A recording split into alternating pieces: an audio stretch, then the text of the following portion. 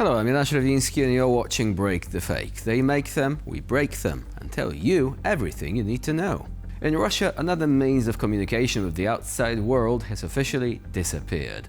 Roskomnadzor, the state body monitoring and controlling communications, Russia's big brother entity, effectively, has confirmed the blocking of Apple's FaceTime service, and did so, as always, with its trademark ingenuity.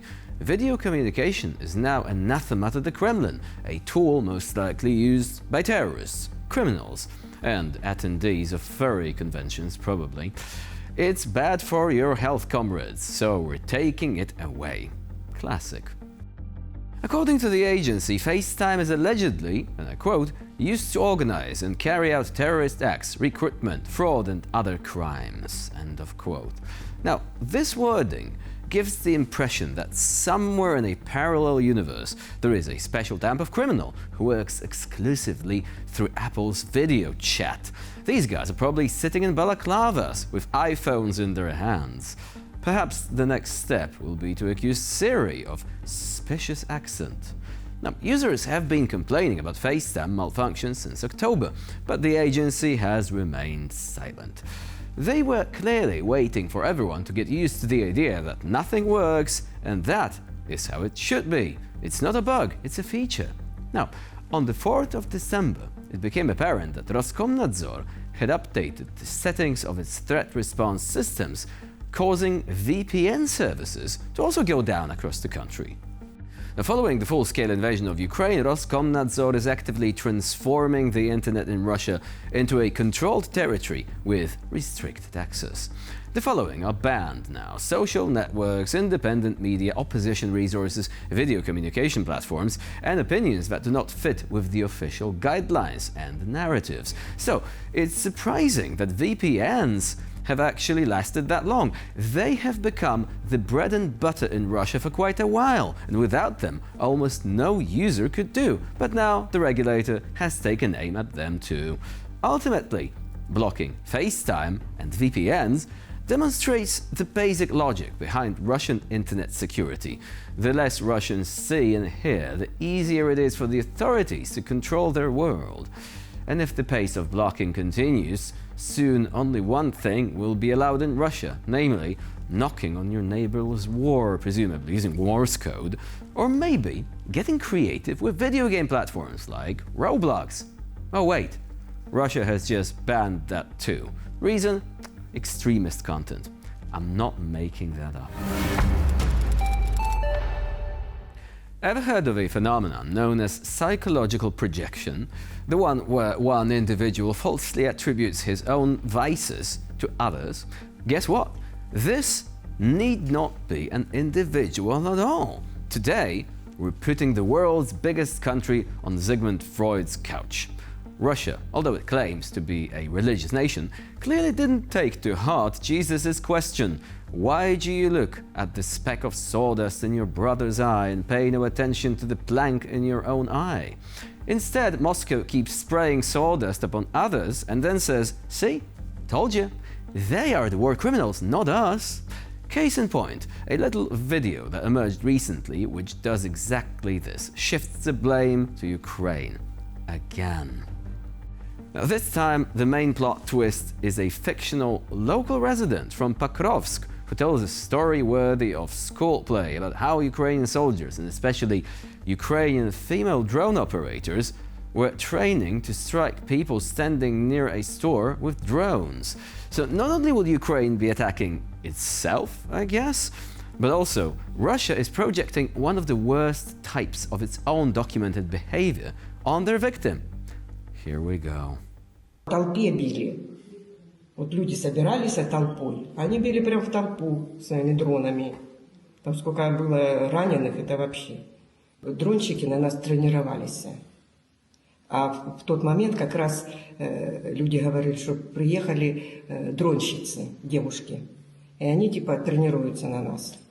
Problem number one. There is no evidence, none whatsoever. Problem number two, it sounds as if the scriptwriters decided to add some kind of femme fatale character to make this fake story more memorable, I assume. Why would a random person on the street know the identity or the gender of drone operators hiding miles away from the site. Inside knowledge of intelligence documents, maybe? And finally, there is the projection part. You see, that moment when she says the drone pilots were training by attacking civilians. Now, that sounds familiar. Ever heard of the so-called human safaris in the Ukrainian city of Kherson? It is a terror campaign organized, yeah, you guessed it, by Moscow. Regular and consistent reports confirm that this particular city, located close to the front line, has become a scene of Russian troops hunting innocent civilians on a daily basis. Drones chase pedestrians, non-military vehicles. They slam into buildings, that kind of thing. Back in October, a UN aid convoy was also struck. During her recent visit to Ukraine, actress Angelina Jolie raised awareness of this nightmarish Russian campaign designed to intimidate and to break the Ukrainian spirit.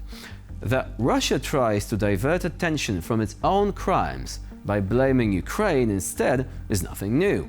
I'm surprised they aren't actually trying to eclipse Angelina's star factor by sending in a celebrity of their own, happily parroting Kremlin talking points.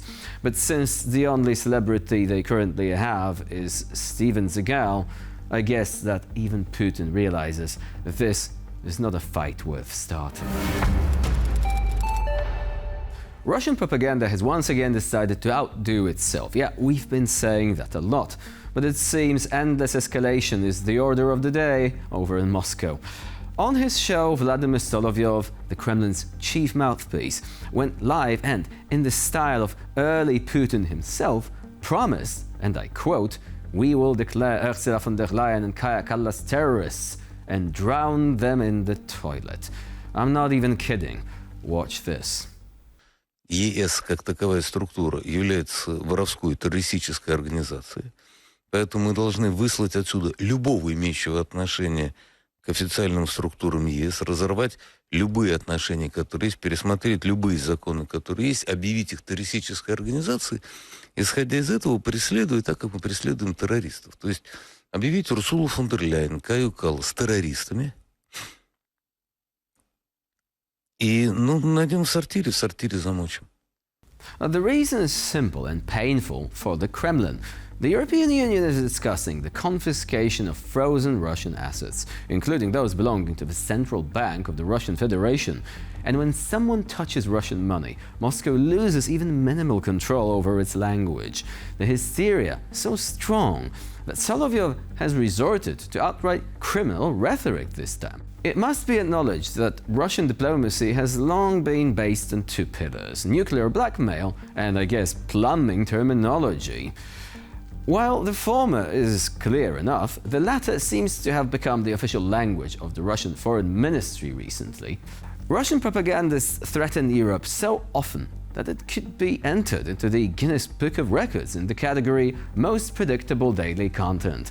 They have threatened nuclear strikes for supporting Ukraine, drowning in the toilet for sanctions, strikes on capitals for helping the Ukraine armed forces, and strikes on NATO simply because it was Tuesday, I suppose. European leaders also got it for various reasons. Some were guilty because they gave Ukraine tanks, some because they dared to say the word democracy, and some because they exist on the world map at all. It seems that the Kremlin has a random threat generator. Press a button and you get a combo of von der Leyen, London, nuclear weapon, that sort of thing. If the European Union were given €1 for every such threat, I guess the EU could have bought out all the Russian assets already, long time ago in fact, and still had enough left over for coffee for all its leaders. And not just one time, I suppose that would be like an annual reserve of coffee. Thing is, Russian psychological warfare isn't just a shouting match involving potty humor recently. It's intended to produce a specific effect. And unfortunately, some European leaders are apparently open to suggestions. Ursula von der Leyen might have just shrugged off Solovyov's temper tantrum, but over in Belgium, the battle for the Russian funds rages on, with European leaders trying to press Prime Minister Bart de Wever to let go of the assets. But as we've already mentioned a while ago, he remains steadfast in his refusal, citing intimidation by Moscow as one of the reasons. See where this is going? Solovyev is playing into those exact fears, and empty threats are regrettably sometimes falling on fertile ground. And with this, we conclude this edition of Break the Fake. Please stay with us here on TVP World for more latest news and updates.